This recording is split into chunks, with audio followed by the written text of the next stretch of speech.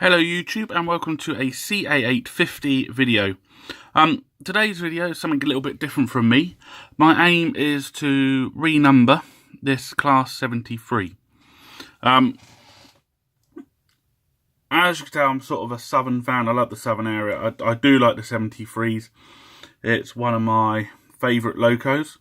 At this moment in time there is a Class 73 of mine, one of my Colas one, and a test train has gone on to another layout, which will become more apparent further in time. So here we have a standard, right out of the box, Dapol Class 73. This is number 4D006007. Class 73 73206, named Lisa. So the plan for me is to renumber this into 73119 and into the borough of Eastleigh. So for this, there's a few things we need. You might have seen some videos out there. This is going to be my first attempt. I've used a practice shell that I had lying around using different techniques, and many people say a bit stupid, but this was a spare shell. I'm using this to practice on. You can see the inside is shot to pieces, but as you can see, so this was using nail varnish remover, acetone free, and over here was just using T-cut. So I've practiced the different techniques on this shell, and that's how we're going to do it. Also, we're going to talk about, because when this model came out, there was an issue that when you turned it to DCC, that you put the chip in, and the lights, so for forward, you wouldn't have any lights on, but going when in the rear, they would be. So I'll show you an easy fix of how to sort it out.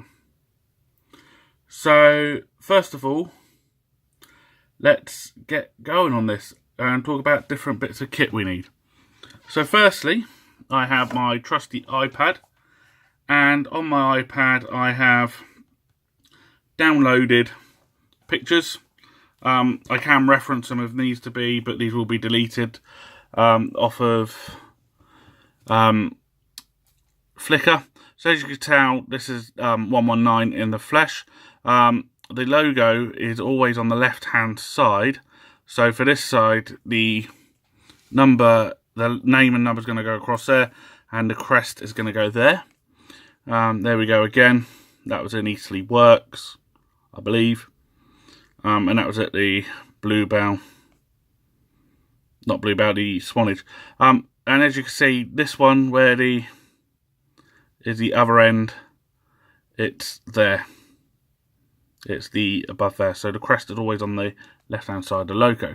So I have pictures for reference. Okay, so to remove the old transfer, I'm using trusty T-cut. This is cheap enough to buy. This should last for a while. I have cotton buds, which obviously for the eco-friendly people, these will be disposed of properly. I know they're not ideal, but I will have a look at a different way of disposing these. Screwdriver, that's to remove the body shell. Tweezers, I haven't been using tweezers, but I will use them. I have a Stanley knife. Put that back before I hurt myself on it. Some scissors. The transfer, these are from Railtech, so they go on. DCC chip, and obviously I have some water. So that's basically how I'm going to do it. So what I'll do now, I'll run through how I take the body off. I like to do the work off the chassis. So I'll run through that in a second. Okay, so the first thing I'm going to do is remove the body shell. So we will, on this you got, the screws are in each corner. Now the problem is when you take it off, the screws normally disappear. So for this bit, I'm going to probably just take the shell body off as it is and put in there for now. And the other holder, okay, sometimes these are quite tight, but once they come loose, they become loose and easy to take off. It's quite easy. I've taken the body shells off of these quite a lot. They just slide off. This is really, I believe, Dapol's really first serious attempt to getting in the, oh, there's one there, put that in there, in the 00 ready to run market. Obviously this came out, this wasn't too bad, and then we had the Class 68, which, as we all know, is a blooming good loco. Right, actually I might be able to get away with this. Screws, okay. So really, so it should be able to just lift off straight in. So we will then put that just at the back, out the way, no longer needed. So first things first, I'm going to inspect the bodywork. I'm going to keep it in here and just work at this angle. I know it's not brilliant, I can't do anything about the setup because of the space. So the things that we need to change on here are the number and the name. So we will look at the thing. So I need to remove the number and remove the name across there. So to do that, I've got my T-cut in a little pot. Grab my environmentally friendly knot thing, and then start scrubbing. So what I'll do, I'll put this on a time lapse so it's a lot more quicker rather than you go through. Because I'm a technophobe, I actually don't know how to put in time lapse. So I'll do a bit of it and then we'll stop and then I'll come back to it. So we'll start with the Lisa.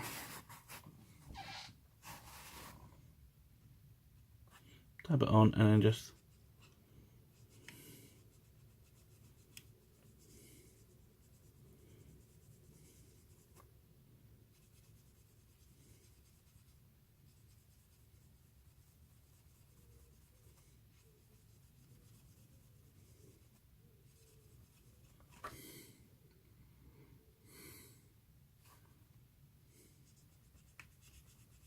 as you can see, it's starting to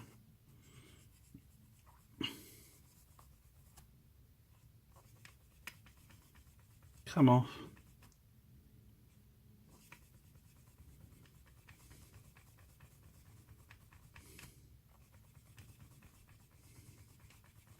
And I'll probably go over with some satin varnish afterwards. That would then just seal the thing. So that's the name gone. Get my little cloth. History behind this cloth. So there we are.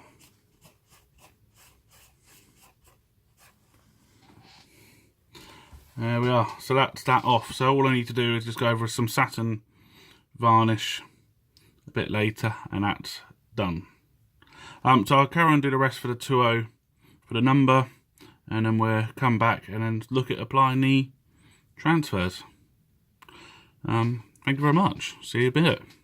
Welcome back. That's one half done of the loco. I'll do the other half in a bit. But as you can see, I'm now numberless and nameless, which just leaves one thing. Time to put the fun bit on. It's time to make this a new number. So what I'm going to do, I'm going to go ahead, I'm going to cut the transfers out now because I don't think you need to see that. But once they're done, I've got the water, we will put these on and just rename. How exciting. So yeah, back in a bit. Right, so here's the bit for now doing the renumber bit. I've got a nice mark where the old number was, so I can line up the new number on there. Hopefully that shouldn't show through. If it does, well, it's a learning curve for me. And then the other one just goes above it. So what you do, grab your transfer, place in the water, just leave that in there enough to soak. The good thing is if this goes all tits up, I've got one spare one. Worst case scenario is I have to get another one. Right, here we go.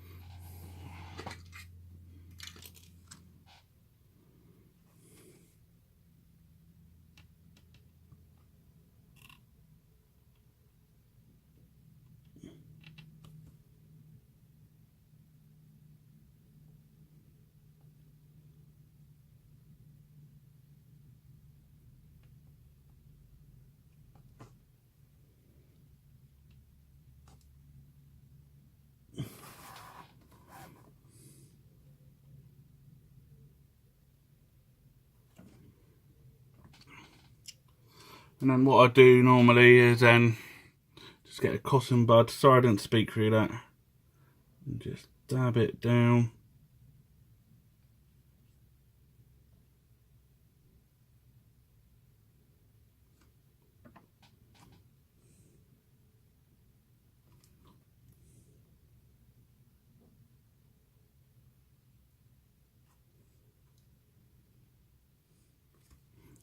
Come up a bit more.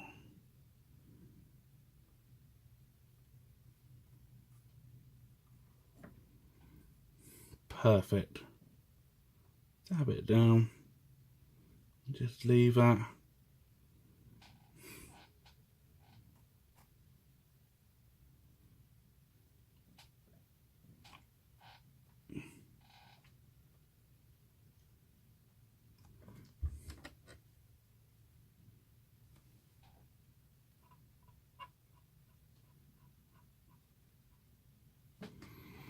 Well,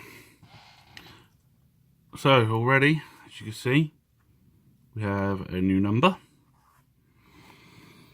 Right, so next I'm going to do is let that dry before I put the bar of Eastleigh above it, is to put the logo, the crest, sorry, above the cab. So what I'm just going to do, just going to look on the picture I have saved.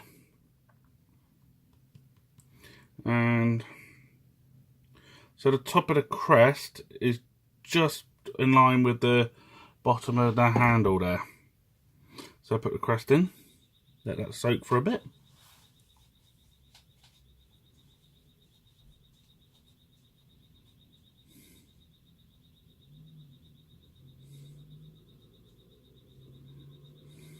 So remember, it always goes on the left hand side. And we'll apply it.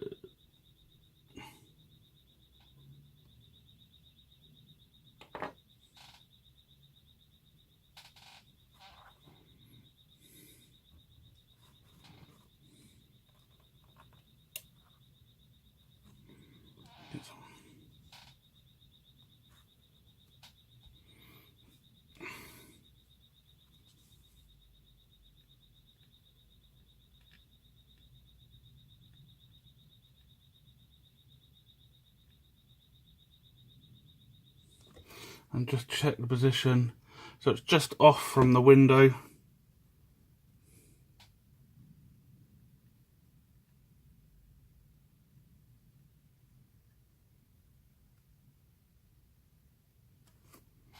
So double check.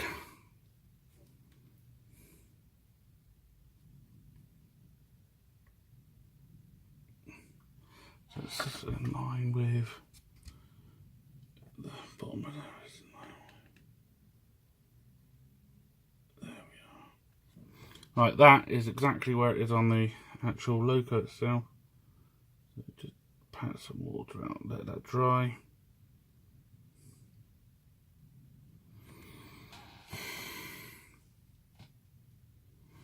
There we are so far. So just got one more thing to do, and that's just put the name on. That goes above the number and looks like just above, halfway above that grill.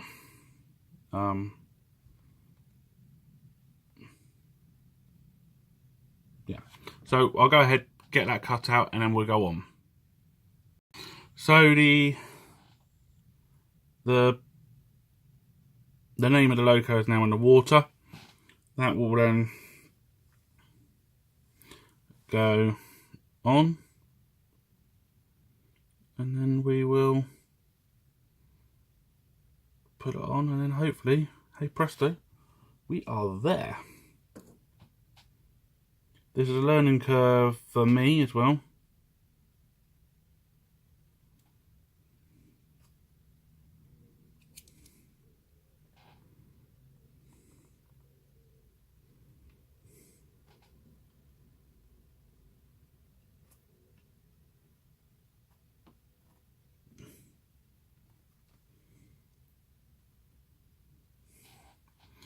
And I like to use cocktail sticks, I don't know why.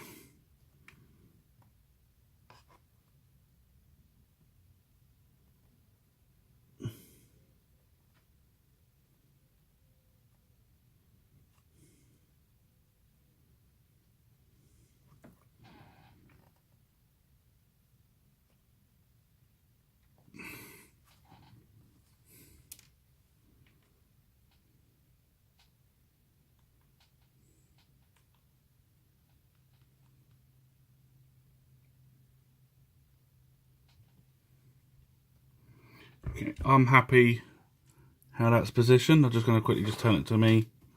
Just needs to go up and a bit more. Up a bit.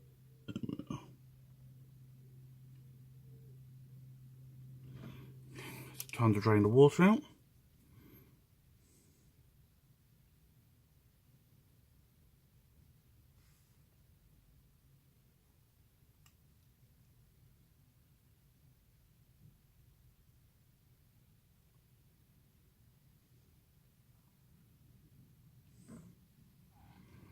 And that is how I renumbered this loco.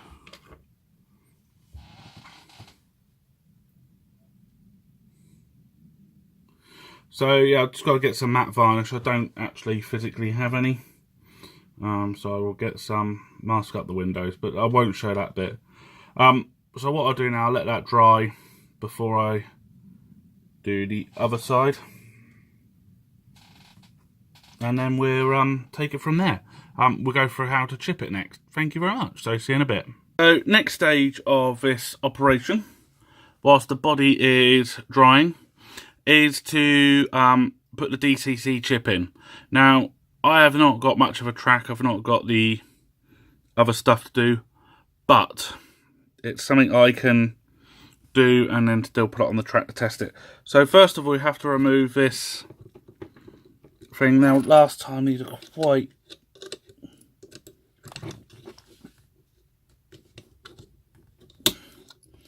difficult to come off. Always one. Right, so you're going to need that roof bit. So what needs to happen, the black needs to go where the red is and the red needs to go where the black is. So they got to swap over to make the lights work correctly with the DCC chip. And whilst we're in DC mode, it works absolutely fine. Okay, I've snapped them off, but that's fine. I can put a bit of glue on, no problem.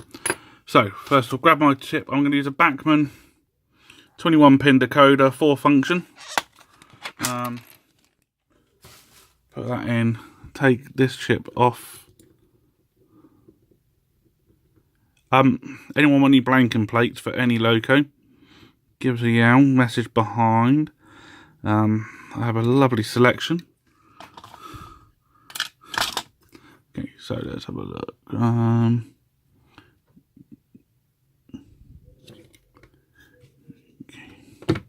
So it looks like that needs to go there. So before I can do that, before I can put the chip in, I'm going to need to set the soldering iron up and swap them over first before I can put the chip on, because the chip goes that way round over the top. Okay, so I'll get the soldering iron on, we'll get that set up and we will go through it. Welcome back for this bit of the tutorial. So just make sure my solder iron is hot enough. Yep, and that's a nice temperature. Okay, that's a cheap soldering iron, so apologies. Okay, so I know I need that one there, so that's going to come off there. That's off, and then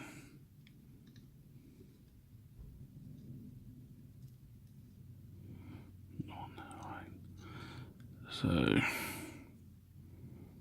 going to put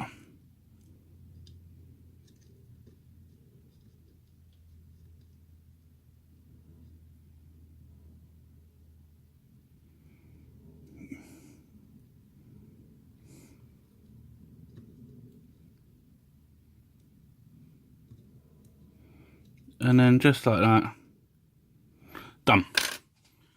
So that's the soldering section done. That's all you need to do, nothing to be scared of. I just did that with a cheap in excess many year old what do you call it, soldering iron. So the chip's now going to go on. Everything looks okay with that. Looks like chip goes on backwards then. Yeah, so that seems an unusual, silly way of putting a chip on. That might be why. So what we'll do, we'll go over to the track. I'll park you on the road and we'll just test whether this loco runs on DCC. Welcome back to the track. Welcome to the bridge, road bridge. This road bridge has been in many controversial storylines at the moment because of a bus strike. But yeah, so here's the loco. So before we do anything, we're just going to test. I'll put the chip in. It's not been programmed, so it's going to naturally be programmed at 3. So we will test it now, just to see if it moves. So we'll stick the direction. We'll go first, front. That works fine. And then the other way. Go a bit further. Perfect. So let's put some lights on this situation. Nice high intensity light, that means that it's working fine. We've got the lights going in the right direction by just doing that quick, easy solder. Cool, right, let's put the shell back on and test it with the shell.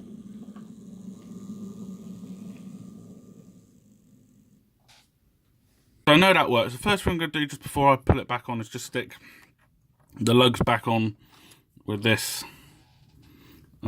There, bit of glue there. Glue. Another tip: don't pay stupid money for Yahoo glue when you can purchase it in the Poundland for £1. Absolutely amazing. £1 in Poundland for a tub like that. £1. eBay model shop's going for £2.50. I found this out because I went to my local model shop and they said, don't bother buying it here, Chris, go to the pound shop, it's cheaper. I know half the shell's done, but I'm going to put half the shell on and we can have a look at the loco running. And that really concludes what I'm doing for today's video. Hope you enjoyed it. We'll go to the track. Welcome back to the track. Pleased to announce that we have a new arrival on the layout. This has just cost me a few pound in transfers, T-cut, And I have a new arrival, I have a new loco. To me it's new, just a few little touch-up job. So I'd like to welcome, now, GBRf 73119. Transfers, all done.